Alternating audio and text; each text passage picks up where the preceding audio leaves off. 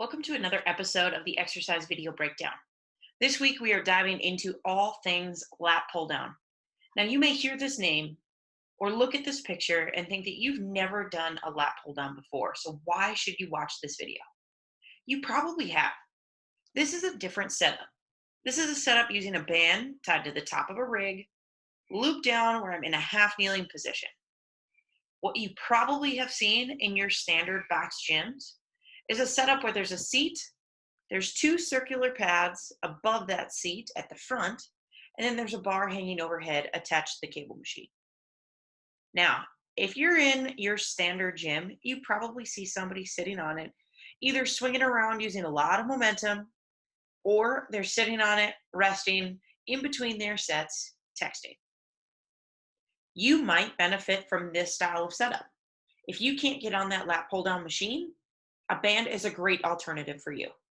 Now let's dive into the exercise. The lat breakdown is great for strengthening your latissimus dorsi. It's the biggest muscle in your back and works to help you stand up, move around, and do a lot of your exercises, which means it's beneficial for your posture. It helps you stand up straight, holds your shoulders back, and holds a lot of your back in place. It improves day-to-day pulling activities and exercises. Think of the things that you pull up off the floor.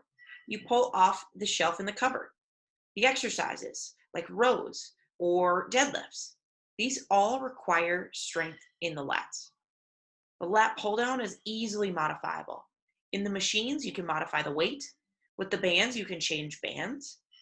And you can alternate and switch up your range of motion if you have limitations. The last major benefit of the lat pull down is its aid to spinal and shoulder health and stability.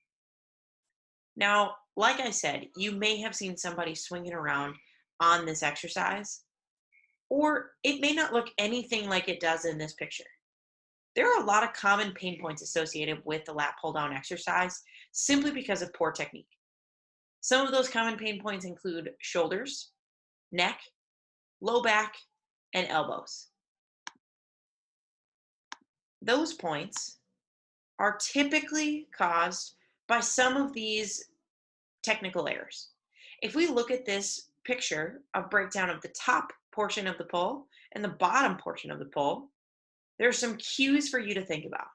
So when you get set up into that half kneeling position, you want to be slightly leaned forward, but you also want to pull those shoulder blades down. You don't want those shoulder blades to shrug up to our ears. You want them in a nice, comfortable, locked in position. Those hands are going to be extended out from the shoulder joint with those biceps by your ears. You're going to have a neutral spine in that setup, and those hips are going to be extended.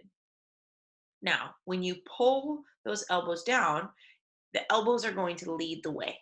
You don't want your elbows to be pulling back, and you don't want this motion to pull down toward your belly button or your mid chest.